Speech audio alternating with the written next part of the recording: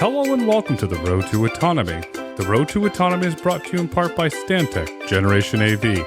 Stantec Generation AV combines some of the most experienced AV experts in the industry with the resources of a global engineering firm. Stantec Generation AV provides education, consulting, assessment, and guidance to any industry interested in autonomous vehicles. Learn more at stantec.com.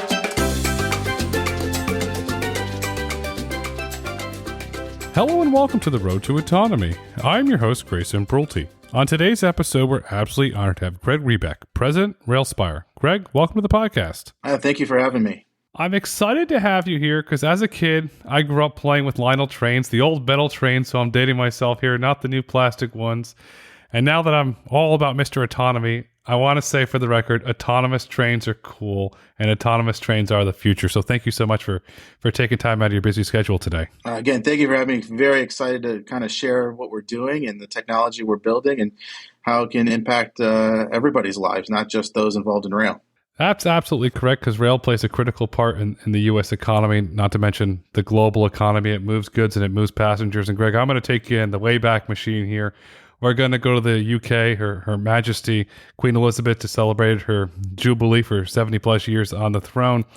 And in London, they've got the Underground extremely well operated. And the Underground's Victoria line has been partially automated since it opened in 1967. That was 55 years ago. And automation technologies, as you and I both know, have come a long way since then. Over the next 55 years, how do you see train automation evolving? It's an interesting thing to think about because it's a very old industry. When you think about it, there's not many industries that have been around 100 plus years. And when you think about the evolution of the basis of technology in the rail industry, I mean, it's a very long evolution, right? When you think about the major impacts of steam engine to diesel electric, and now, at the forefront, we even have testing of battery locomotives. So as I always tease that the industry itself is a laggard of laggards on the technology adoption curve, but that used to be the way. And more recently, we've seen technology be adopted quicker and quicker. And I think we're going to see that as autonomy and technology grows in the industry. So how is it going to change over the next 55 years? Well, today we have kind of almost a parallel with we see in the automotive industry with adaptive cruise control. We have that type of technology day in and day out on the locomotives, helping to do fuel reduction and manage the train handling. We'll see that evolve. But really where autonomy comes in is when you start treating autonomy as a tool rather than the goal. And if you have autonomy, you can then start doing more complex interactive interactions and things like that. So we call that orchestration. And so how do you get the mainline LA to Chicago route? Yes, it can get the freight across there with more efficiency or things like that. But then how do you manage the network? How do you do meet and passes better? How do you actually get your yards, the throughput in there? So today we're kind of limited by what a human can process and do. And so in order to do these more complex operations and make them safe, autonomy is the tool to do that. And so I really see folks, rather than focusing on technology that enables autonomy, really then taking to the next level and saying, okay, now that we have the ability to move things and remove that variance from the operation, how can we make this more efficient at a holistic view and really start doing more interesting things? And so that's where I'm going to see how autonomy is used and how it's going to grow. It's not that we're going to make trains much more faster or things like that. It's really around the interactions of the entire railroading operation. And even with trucking, and I think we'll see a lot of growth in intermodal transportation between ports and ships to trucking and rail. And I think we'll see more of a logistics approach to things. We'll see more folks like Amazon and Walmart kind of become the owners of the logistics and almost treats your railroads and trucking almost as an infrastructure as a service, where they maintain and manage the assets. And then your higher level, the one who's responsible for all the logistics, actually is kind of in charge. Think of it as a virtual railroad or a virtual trucking company. Infrastructure as a service. I like that line, Greg. That's well done. There is a shift towards intermodal. You're seeing, because of partly driven by carbon, but it's also the efficiency of the rail being able to move large goods, long distances, due to the cost of gas being at $5.82 a gallon now, going over $6 a gallon. Diesel in some places over $6.50 a gallon. So there's a lot of benefits to the rail. When you're looking to increase efficiencies in rail, is that where your autonomous train control system technology comes into play? It is. And so I use the analogy in automotive, just because your Tesla has self-driving, it makes your journey less stressful, but it doesn't get you to your destination any quicker.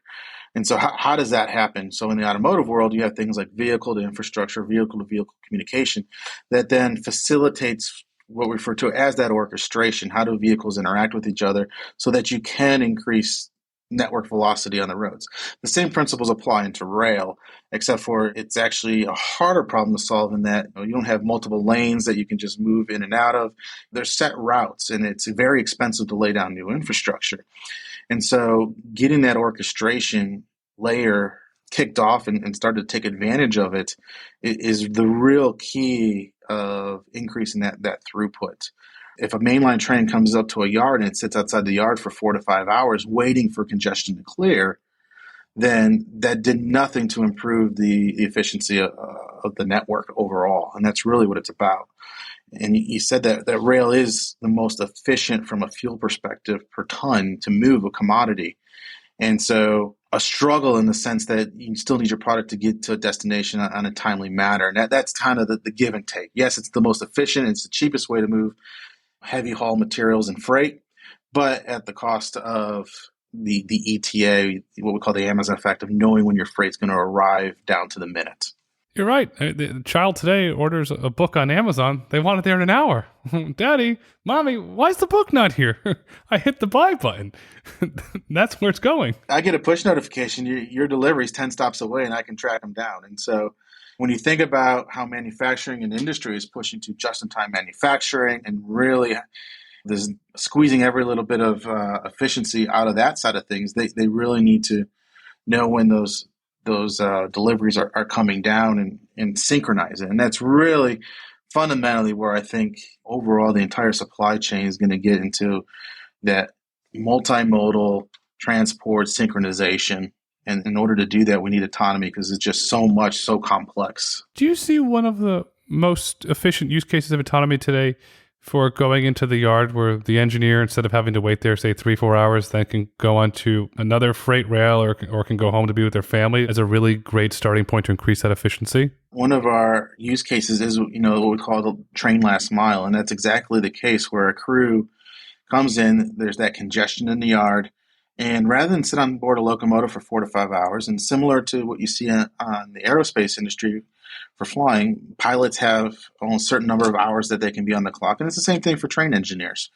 And so they'll have a crew timeout, and then they need to bring in a new crew just to move that locomotive in that last mile. If we can get to a point where the train can be parked and secured, and then that crew can move over to their hotel for the evening, or get on another train and bring it back in the opposite direction so they can sleep in their own bed that night. It's twofold, right? It increases the efficiency of the network in the sense that you're not waiting on that crew to time out. There is a labor savings on the overtime and things like that, but most importantly, it's a quality of life improvement for the folks that are operating those trains. When you look at quality of life, you're seeing it on the trucking side. They call it over the road or long haul trucking, or truckers that are gone a month at a time, a week at a time. They're shifting more towards the go out for 3 hours, come back for 3 hours. So they're home in their bed, the quality of life. And the CEO of CSX, Mr. Jim Foote, he's noted that CSX is having a hard time hiring. In a recent Alliance Bernstein Holdings conference, Mr. Foote stated the following: CSX is turning away freight from customers, ceding cargo business to truckers as the railroad struggles to hire workers. Is this the current reality of the rail industry where there's not enough labor to support the demand? Currently, that is the situation. And when you take a step back and you look at it, it's an outdoor sport, right? In the sense that you're in the elements. Similar, if you're a U.S. postal worker, you're out rain, sleet, snow, etc. And it's the same thing in the railroad. It's a 365, 7-day-a-week business in that sense. And so folks are really starting to evaluate, maybe money or some of the fringe benefits aren't as important as they used to be versus the quality of time with family and things like that. Additionally, you look at for the same level of effort, I can go work on construction, have my weekends off, or have paid holidays and things like that. Versus the railroad, it's an on-call service. You get compensated for that disruption to your daily life. But I think as we've seen a shift just in culture away from, hey, maybe that's not the most important thing. Just because I can make an extra X number of dollars per month or year, maybe I'm okay with not having that and spending more time with my family. So it's technology now is a conversation of growth and not about labor savings and things like that. And it really fundamentally never should be about labor savings, because that's just an adrenaline shot in the arm. It becomes the new normal. And then what? Autonomy really needs to be more impactful than just a labor conversation.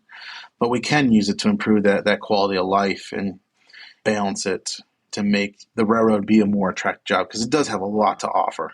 It's a great industry. As you mentioned earlier, it's been around for over 100 years. And I want to point out, it's extremely stable industry. The large class 1 railroads pay very healthy dividends. They're growing year over year. Their balance sheets are extremely well managed. To the CEOs leading the class 1 railroads, keep doing what you're doing, because you're managing the companies extremely well. As you look at from the economic reality, and I agree with you, autonomy will create jobs. There will be a lot of opportunities that autonomy will be able to unlock.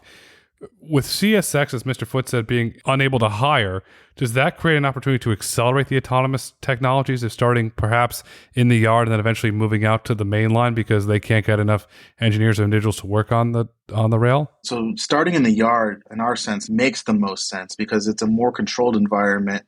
You have the opportunity to test the technology, and then you can any resources that you do phase out of the operation actually get reallocated, right? Because there is more work than there is personnel to do it.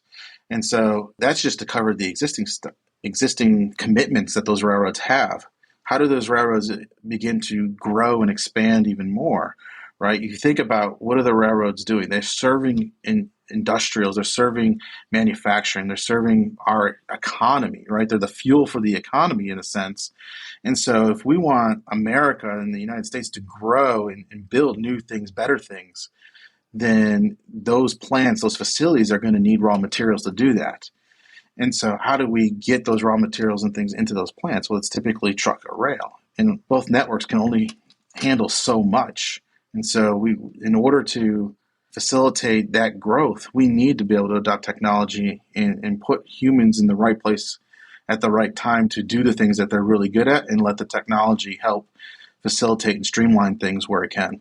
Let's walk through the Railspire technology here for a moment. How does it work? Why did you create it? So when you look at the network as a whole, there's been a lot of focus on mainline type automation, a space we call energy management. And that's about how do you manage the energy of a train. And that's good for fuel savings and things like that on the main line. But again, that doesn't increase the network velocity of the entire system. All it does is help adhere to better operating expenses and things like that. The yards is typically where the congestion and bottlenecks in the network exist. And so when we think about, okay, where can we make the most impact? Where can we have a more stable, controlled environment? Where can we start off kind of in an environment that has maybe a little bit more forgiveness in the operation sense, and then kind of grow into more mission critical? This story then becomes very attractive for the technology.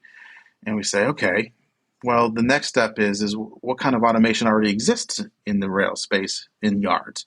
And today they have something called RCL, Remote Control Locomotive. And the best way to describe this is just like the RC car you played with as a child in the 80s and 90s. And I don't know about you, but for myself, I was never very good at driving them. And it's no different than trying to drive a locomotive while standing on the side. So what that technology does is it takes the capstand of a locomotive and it puts it in a belt pack that an operator then can command and control from the ground. And so I want you to envision driving your car at, we'll say, school zone speeds of 20 miles an hour, and then on the sidewalk trying to stop it at a red light. It's a very difficult thing because it's actually easier to do when you're actually sitting in the car. You feel the momentum. There's a saying that you drive by the seat of your pants, and that's a literal meaning, even more so in locomotives and trains, because a train you're obviously not steering, but you're controlling and managing a huge mass of weight. And the way trains work is there is a coupler where all the cars connect together. And in that, there's slack action. And you think about it, it can't be a rigid body. It would never go around curves or over hills. And so there has to be a little bit of slack. It's almost like a thing of like a chain. And well, that slack is maybe 8 to 12 inches. You multiply that times 100 cars, now you have several feet of slack action. So you have something called in-train forces, and that's where these cars begin to run in and out of each other just when you go to stop or you begin to lift the train or move it forward. And so that is really what an engineer is doing, is managing that, and he feels that in the seat as he drives it. So moving that to the ground actually adds a barrier or a challenge in that train handling aspect. Our technology then said, okay, if that's what we have today, and that's kind of where the challenge is because, RCL has been adopted, but it's not been really adopted just because it actually creates new challenges and things like that. That's the barrier we need to break down. And so we developed technology that does two things. One, it encapsulates the train handling, so the art of railroading, into a software system. And then secondly, it increases the situational awareness of the operator on the ground. So that increases safety, and it helps remove that challenge of having to feel the operation. So now a person on the ground can give movement authority to the train, and that train then can move, and it'll stop at a specific target. And it understands the things like the acceleration, deceleration, and the impact that has to the cars and the tonnage and that. So that train handling then is handled. Additionally, the way the operator interacts with the system emulates the same communication that a conductor and an engineer currently do. So in a traditional operation, if you were to come in and couple with a set of cars, you'd have a conductor on the ground and he'd on a voice radio to the engineer, and he's going to count down the engineer in car counts. This is standard length, even though cars do vary. It's an industry standard to say a car count is 50 feet. So if I say there's 10 cars to a couple, he's telling the engineer there's 500 feet to go. And he'll count the engineer down. Okay, 10 cars to a couple, 5 cars to a couple, 3, 2, 1, good enough.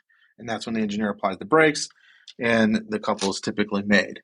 So we allow the operator to still communicate that same car count system that he's used to, but instead of an engineer on board, it's talking to a computer.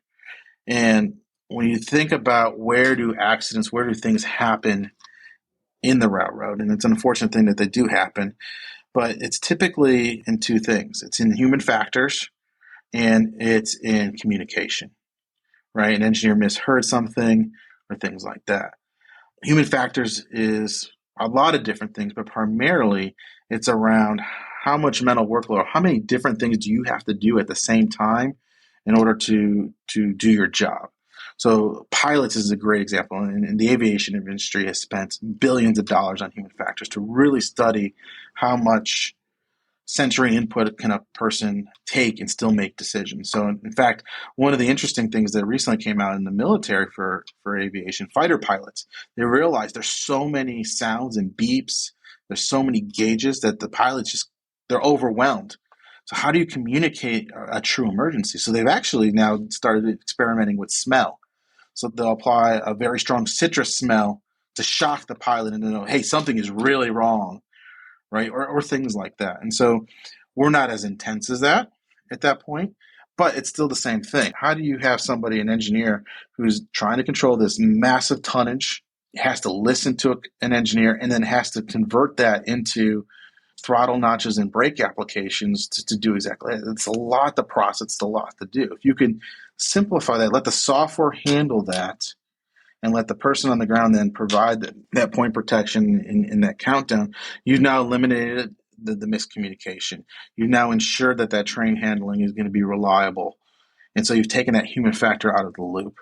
And so that is the key when we talk about autonomy. It's removing that variance, removing any of that human factor elements, and making a safer operation for those that are involved in the day-to-day. We see it in the passenger car industry. You've seen it, unfortunately, in some commercial aviation with passenger fatigue, and fatigue leads to crashes and worst case, many times has led to fatalities.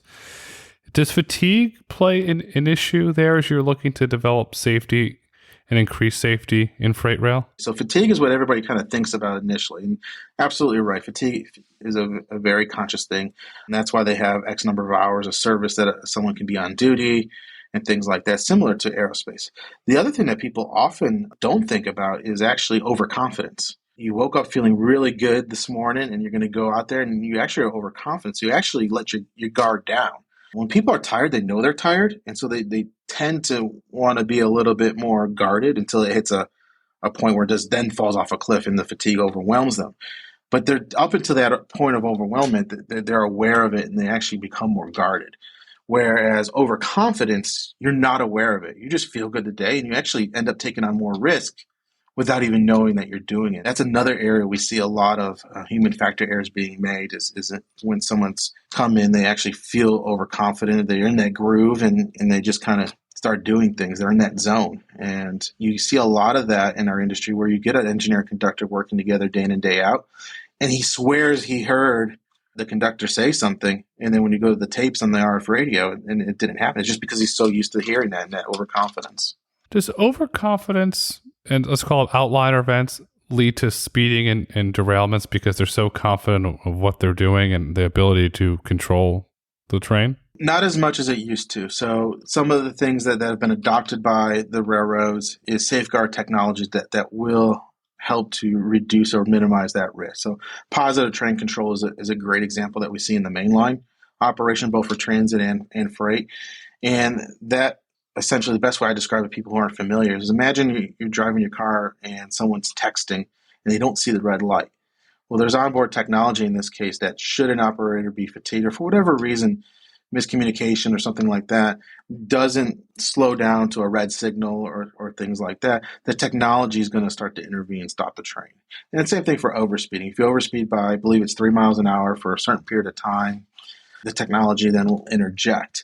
And so there's safeguards being put in place around those things to help facilitate some of the things that you're describing. What you described earlier, what you described now is there's a theme here. Technology is playing a positive role in the railroad industry. It absolutely is. And when we talk about autonomy, we talk about technology, the first thing that people think to is labor reductions, headcount, things like that. And you should never be adopting technology to singularly based on that, because I always it's that adrenaline shot to the operations. Yeah, you might get some cost savings, but that becomes the new norm. And then what are you going to do for the next 10%? You can't keep reducing people, right? I mean, that has a limiting factor. You need to operate your business. So you should be looking at, okay, does this technology allow me to reallocate folks?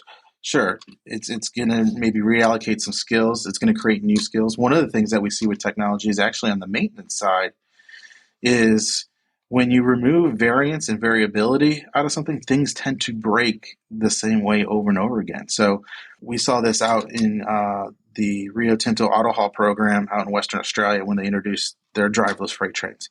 They actually noticed that the rail was breaking more frequently, but it was always breaking in the same spot. Why was that? Because the trains are being driven the same way day in and day out, and they're stopping at the same location day in and day out. So the fatigue wear was more intense, and the strain placed on the material was more intense day in and day out because it was always happening at that same spot versus the variability that's introduced by humans. So they had to actually increase their headcount of maintenance folks to maintain that and keep the same level of operation. And so, we think about it, we've had 4 now, quote unquote, industrial revolutions. And every time we think that we're going to be able to sit on the beach with a drink and an umbrella and relax and the robots are going to do everything. And all we end up doing every single time is creating more work and more jobs, which not to say that those jobs aren't different, but we do tend to have a consequence of creating more work for ourselves. We're very good at that. That's a great example of autonomy creating jobs. You point out there with the Rio Tinto mine in Western Australia, it's creating jobs. And you and I both know, and a lot of our listeners, probably a majority, if not all of our listeners know, as autonomy scales, it's going to create jobs. On the vehicle side, somebody's going to have to wash them, charge them, clean them. On the rail side, you're probably going to have an inspector to go around. There might be a regulation at some point where you have to have a remote backup operator. All these opportunities are going to happen around town, and they're going to create jobs.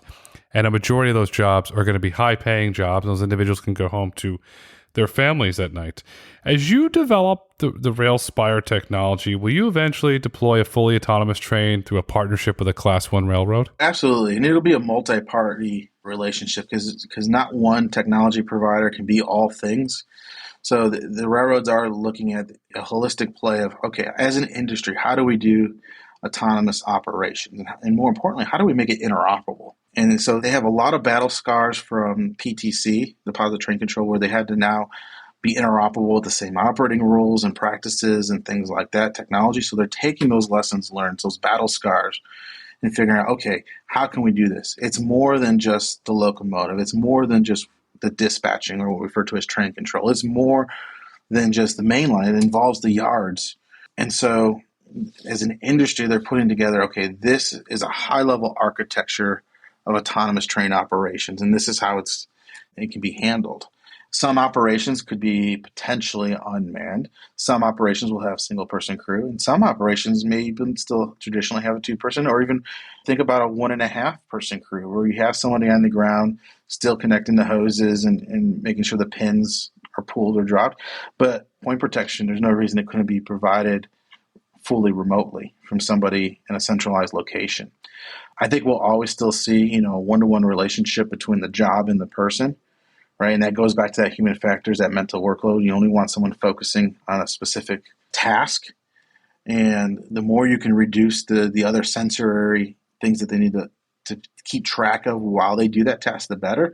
And so if I have someone who's sitting in a dispatch center watching the point, making sure the tracks are clear and providing visual clearance, and I'm, as a person on the ground, on the back, making sure that things are going, and I don't have to worry about that train handling, then it allows me to focus on those specific tasks more efficiently. Creates a safer and more efficient freight rail network, and we know the U.S. economy depends on it, but the global economy depends on it as well. Do you see? So China, they have the autonomous trains. Japanese have the bullet trains. India has a large freight rail network. Are you seeing some technology that you're developing and that your peers developing around autonomous trains being exported globally around the world? It absolutely has the potential. We see this particularly in folks who run railroads as a consequence of their business. So mining is a fantastic example of this. Your Rio Tinto, your BHP folks, they are mining companies. Their job is to move ore or mined material out of the earth to a port to get it to where it can be processed. And the most efficient way to do heavy haul is with rail. And so they operate a railroad as a consequence of the core business. And so places like Australia, South Africa, even up in Canada and South America, there's an opportunities to help those folks.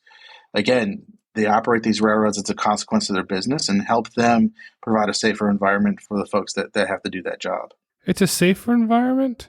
It's also a cleaner environment because you're going to be able to reduce carbon emissions. You're seeing it with the global OEMs, both on the heavy-duty truck side and the passenger side, where they want to know where the minerals come, how much carbon was as we go to electrification. Well, if you put it on an autonomous train that's running a battery locomotive, you're going to further reduce your carbon emissions. It's going to have a positive impact on the environment. So I say it's a win-win all around. Your company scales well, the environment does better, everybody makes money. It's a win-win. As this technology scales, what role do you want Railspire to play? So we want to be the folks that one, enable that yard operation, that yard throughput. We really want to fundamentally get folks thinking around that orchestration layer, right? What is the next step beyond autonomy? Because autonomy now, we know how to do it. I call it an exercise in engineering. There's still a lot to figure out. There's a lot of logistics. But we see that we've proven it out. So what is next? Once we have autonomous trains, what are the things that we need to focus on? What are the things we haven't thought about?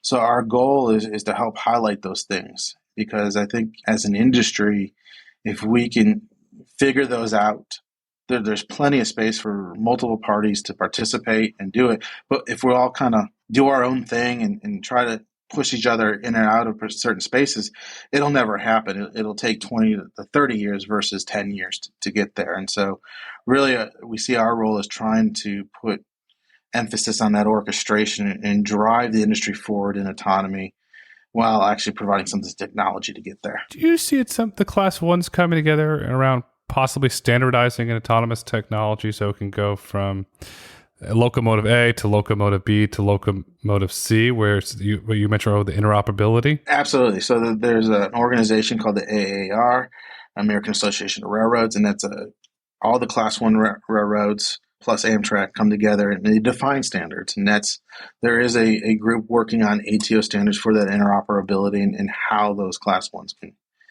function. One of the other aspects of it, though, that's again often overlooked is we talk about the Class Ones because they're the major carriers and those are the brands you're used to seeing. But there's a significant amount of what we call Class 2 and Class 3s, or often called short lines. And these are folks that typically don't have an opportunity to participate in technology adoption as quickly. And so being able to provide technology or figure out an economic model of technology to allow them to embrace the same level of technology that the Class 1s can benefit from, I think, again, is going to push the industry forward. So you think about it, once we solve the yard throughput, if Class 1s can start moving freight quicker and more efficiently, who does that last mile service? Well, it's typically a short line. So if I'm going to ship something from Jacksonville, Florida to LA, that first mile and that last mile is typically done through a short line railroad. It's going to take it from my industrial facility to a Class 1 interchange. And that Class 1, on the East Coast, it's a CSX or Norfolk Southern. It's going to take it west, and then it's going to be picked up by BNSF or Union Pacific, and then it's going to be taken out to the West Coast to LA, and then it's going to be someone like a Sierra Northern, for example, as a short line, is going to take it into the port. And so if we solve the yard at the Class 1s, well, we still have that same problem at the short line. So we need to ensure that the technology and the economics of the technology can not only work for Class 1s, but they work for our smaller friends, the short lines, because they're just as important. Thank you for highlighting the short lines. I didn't really know the short lines. You just see the Union Pacifics, the CSXs. You just see the BNSFs. They're well-known household names, and their CEOs are on Bloomberg and CNBC from time to time. The short lines are interesting. Are short lines, do they have the balance sheets to invest in the technology, explore the technology? Do they have R&D innovation, or they're calling you up and say, hey, Greg, we heard you're on the road to autonomy. We're interested in putting your technology on our short lines? So if you think about railroad in general, it's a very high capital intensive industry, right? You got to maintain these big assets. You got to maintain your rail and things like that. So that's where the bulk of the majority of the budget goes to. Labor and maintenance are the two typical highest parts of the P&L. Your short lines then are also very typically lean operations, so that they don't have large R&D budgets traditionally. But if you can figure out a way to aggregate several short lines together from a technology and reduce the capital barrier, because now you can provide maybe a common back office system. So instead of each railroad having to have their own IT staff, now you can provide that as a service that then you spread the cost around. So if you can really figure out an economic model to aggregate services and things like that to give those short line partners the same access to technology, that's an important thing. And that's one of the things that we're also focused on. If I use the term miles, is there a rough definition of a short line goes 300 miles, 600 miles? Is there an industry standard or an average that the short line freight rail runs? So actually, when we think about what makes a Class 1 a railroad versus a Class 2 or Class 3, it's actually on revenue. So you'll have some short lines or regionals that could actually be, typically they won't have more miles, but they'll actually move more freight than, say, like one of the smaller Class 1s like a Kansas City Southern. Some short lines are very small. Maybe you got 20 miles of track. They're just an access point into a port or an industrial. Some have several hundred miles of track. So there's a large variance of type of operations and things like that. There's a lot of short lines that operate just like a Class 1 from a day in and day out operations perspective, but their revenue just isn't large enough to justify a Class 1. Alaska Railroad is a great example. Someone who operates like a Class 1 railroad and does all the same type of work. It's just their revenue just isn't big enough, but they still have several hundred miles of track and things like that. That was a very fascinating insight. I didn't know that. Kansas City Southern, we know because of the merger that they recently went through, connecting Canada, the United States to Mexico. But thank you for shedding the light on that. I learned something there. And another topic that I've been learning a lot about and studying is the global supply chain. And rail plays a large role now. I want to read something to you because recently the CEOs of the Carlyle Group and Blackstone, they stated the following. Companies need to reduce their reliance on historical trading partners and build more local supply chains to ensure food and critical goods reach consumers. Two very large private equity titans are saying that if companies follow that advice, what impact will that have on freight rail, where we see more factories being built in the United States connecting to rail and it'll benefit rail, or do you see another scenario potentially happening? So I think that'll be the case. We talked about this a little bit earlier in the sense that if more factories, if we want to hedge against shortages in the global supply chain, one, we need to diversify globally. So one of the things we learned through COVID is the dependency through China and diversifying to other countries, even in Asia, Vietnam, Mongolia, and places like that, but also domestically and how we do that as well. Regardless, both those things require an increase in the throughput of freight. We have roads for trucking, and then we have the rail network for rail. And the roads can only handle so many trucks. And the rail network has the ability to grow and expand from a tonnage perspective far easier than it is for the trucking industry. Again, if we want to hedge against that, we need to figure out a way to fuel those factories, those facilities. In order to do that, that's going to require more raw materials. Well, how do we move those raw materials? Well, there's two ways really here in the U.S., and that's rail and truck. And so it's going to have to drive growth. Both industries have their own challenges in that growth. There's some commonalities in labor and things like that. And so technology is going to play a big part of solving those challenges. Technology is going to continue to play a large role in the global economy. Autonomy is going to play a large role. And in my opinion, you combine autonomous trucks with autonomous trains, you got a supply chain dream team where the consumers benefit through lower goods, cost of goods, and the environment benefits from reduced emissions. Greg, when autonomous locomotives eventually scale and they're operating globally on multiple continents, how does the freight rail market change? So I think you'll see more of a market-driven spot pricing type approach. We're starting to see that in trucking, where there's now a spot pricing market. There's a company called FreightWaves who's kind of created that marketplace. I think we'll see something similarly in the rail industry. And then I think what you'll see is when you have that autonomy and you have that trucking, you'll see another layer come in around, rather than spot pricing for just trucking, spot pricing for rail, it's going to be spot pricing for how do I get just something from A to B, right? And you can start thinking about, you have this autonomy, you can procedurally optimize the multimodal network and say, okay, how do I dynamically change? Oh my goodness, something happened in China, another outbreak, and those factories shut down. How do I dynamically shift to another part of the planet that can produce this? Today, even if that other planet is capable, it takes a huge amount of logistics in figuring out how to do that when computers can help solve that and then dynamically shift and load balance the network, right? So we'll see load balance across trucking, we'll see load balance across rail. We can put different constraints, whether that's economic constraints or either climate constraints around carbon emissions and things like that. So I think we'll see those interactions and that in interoperability between modes of transport as autonomy is adopted. And I think that will really we'll start treating the supply chain like we do our IT networks, like in internet, right? And so there's been a lot of people who have studied how to optimize internet traffic and things like that. And once you can take all those lessons learned and start mapping them now, and then it almost makes your head kind of go, oh my goodness, the rate of acceleration in the supply chain and the potential energy that's stored there's still a lot to get out of it. Because think about how we've increased throughput just on the internet in the last 20 years. We'll take all that technology and lessons learned on that space, and now you can apply that to the supply chain because you have this autonomy layer that allows packets, or in our case, freight, to move around freely. I mean, it just presents so much of an opportunity. The opportunity is endless. I like that. A dynamic supply chain. That is the future. And I've made this prediction before, and I'm going to make it again because I stand 100% behind it. At some point in the near future, a Class 1 railroad will buy an autonomous trucking company, and they will expand their railroad through virtual lines. And that's going to be a very interesting future when you have an autonomous train and an autonomous truck, that company will go on to own the future of the supply chain. And Greg, as we look to wrap up this super insightful conversation where I learned a ton, thank you very much. What would you like our listeners to take away with them today? I think the most important thing is twofold, that freight is the fuel for the economy, and that two, when you think about autonomy, it truly is about creating a better, safer work environment. It's not always a labor conversation. It truly is. And I know it's easy to look at as a labor issue, but it's not.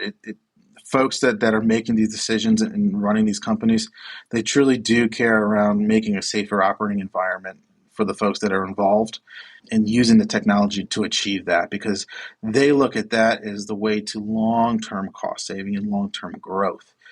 They all realize that we went through this through outsourcing engineering and things like that. We saw that didn't work. And so that they realize that just because you have autonomy in reducing headcounts and things like that, that's not the path to growth and things like that. What they see it is, if I make it safer, if I make the job more attractive, I can attract talent, and I can attract smart individuals and make a more streamlined and better operation and fuel the growth of the country. And that's truly what I want people to take away from it. Don't fear autonomy. Don't fear the technology. It's not coming for your job. It's coming to make your job safer, and it's coming to create new opportunities to level up your life. Freight is the fuel for the economy. Railspire's developing the future of autonomous trains, because the future's bright, the future's autonomous, and the future is Railspire. Greg, thank you so much for coming on the Road to Autonomy today. Hey, thank you so much. Greatly appreciate the opportunity, and looking forward to making a positive change. Let's do it. Thank you for listening to the Road to Autonomy podcast. If you've enjoyed listening, please rate, review, and subscribe on your favorite podcast platform. Want to get in touch? Follow us on Twitter at Road to Autonomy, or email podcast@brulteco.com. The Road to Autonomy is produced by Brulte & Company. The views and opinions expressed on the Road to Autonomy podcast do not necessarily reflect the views and opinions of Brulte & Company. The content discussed on this podcast is for informational purposes only and should not be taken as legal, tax, investment, or business advice.